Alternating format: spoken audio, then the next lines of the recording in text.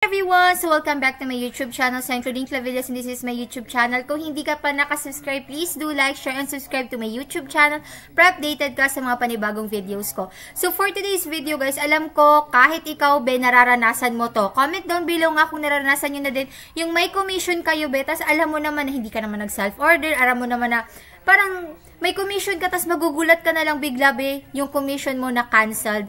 Guys, I feel you. Ganun din yung nararamdaman ko. Kasi talaga be, feel ko talaga be yung pagkakataon na yan. Na minsan ka na nga lang din magkaroon ng order be, na cancel pa. So, marami guys yung nagtatanong, bakit naka-cancel yung order nila? Bakit commission cancelled? Ganon. So, eto na guys, meron tayong explanation dyan. At meron tayong isang subscriber, isa-shoutout po natin siya. Kasi siya mismo guys yung nagtanong talaga sa mismong ano natin, sa mismong customer support or ni Shopee guys. Okay, so nakakatuwa naman guys kasi talagang pinag-message niya ako. Kasi 'di ba nga sabi ko nga sa inyo guys, nag-a-assist and nag-guide ako ng mga affiliates. And then sinasagot ko naman yung mga questions, nasasagot ko naman siya. Pero syempre minsan iba pa rin if nagtatanong pa rin kayo sa customer support ni Shopee para malaman din natin kung bakit. So shout out po kay Arshel GM Alves. Hello po, ma'am. Hello po. Shout out kay Arshel GM Alves. Ayan. So, eto siya guys. So, nagtanong kasi siya doon sa customer. Kasi, nagtanong kasi siya doon guys kung bakit. Pero ito guys, base lang to sa experience ko. Ang alam ko talaga, hindi ka talaga pwedeng mag-self-order. For example, ako, affiliate ako. Tapos, ang gagawin ko guys is, yung link na yon is i-convert ko siya sa sariling link ko, tapos isa-send ko siya kunwari sa messenger ko, and sariling cellphone ko din siya. Bawal kasi tayo guys mag-self-order gamit yung affiliate link natin kasi talagang ika-cancel talaga yan ni Shopee yung commission ninyo. Ayan, yun talaga yung pinaka-alam ko talaga. Bawal tayong mag-self-order. At ako guys, ang ginagawa ko talaga, halimbawa, may i-order ako, ang gagawin ko, i-convert ko siya, and then isi-send ko siya sa family ko, relatives ko, or mga friends ko, isi-send ko yun sa kanila yung link na yun, and doon sila mag-order. So, eto guys, so tinanong nga ni Ma'am Arshel GM Alves. Ayan. So, tinanong niya dun sa customer support. Sabi niya, bakit daw yung mga commissions daw is naka-cancelled? So, paano daw makikita? Same address po ba? Same wifi? Kung sa isang compound lang. Sa kanila kasi guys, sa lugar nila, isang wifi lang din sila. So, nagtataka siya if reason ba yun kung bakit naka-cancelled? So, ayun.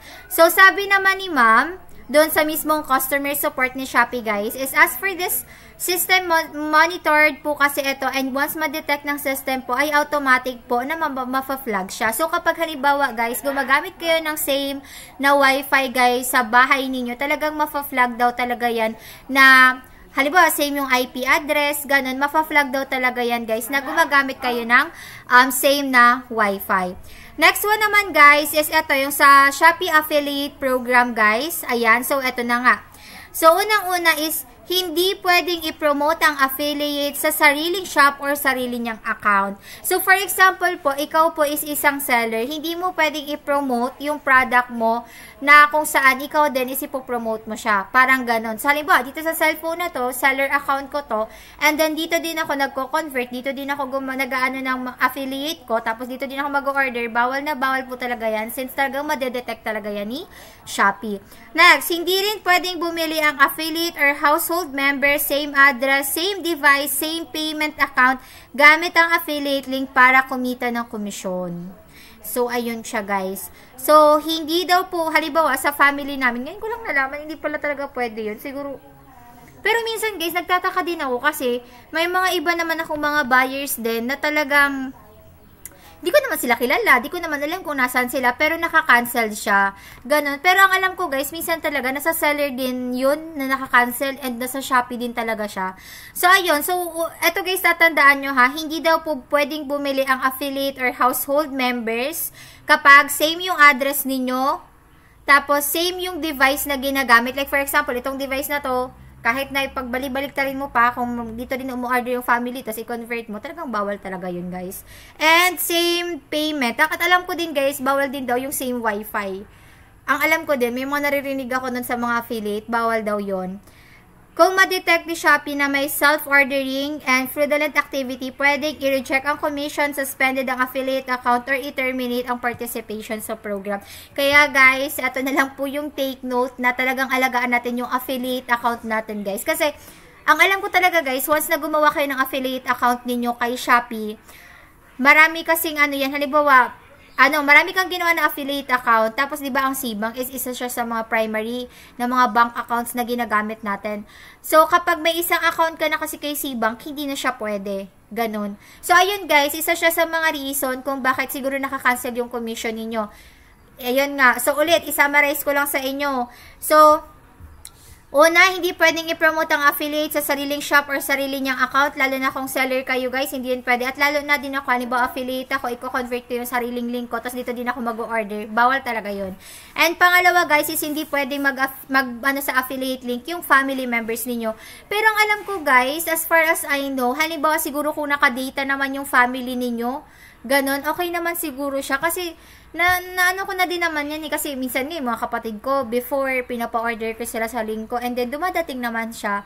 Ganon. Ewan ko, siguro nagbabago na din talaga yung ni Shopee, ganon. Tapos, ang naman guys is, household member, same address, same device, and same payment account.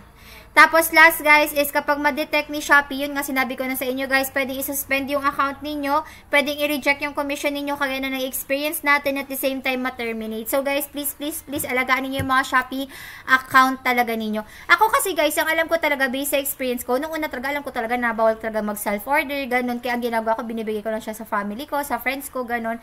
And same wifi. So marami pa pala mga chances. At saka guys, minsan kasi, ang nangyayari din, ng alam ko is, kay seller din siya and kay Shopee. Kasi alam ko guys, minsan may mga seller na tinatanggalan talaga ng commission yung ibang mga affiliates. Kasi may mga iba talaga na experience nila yon.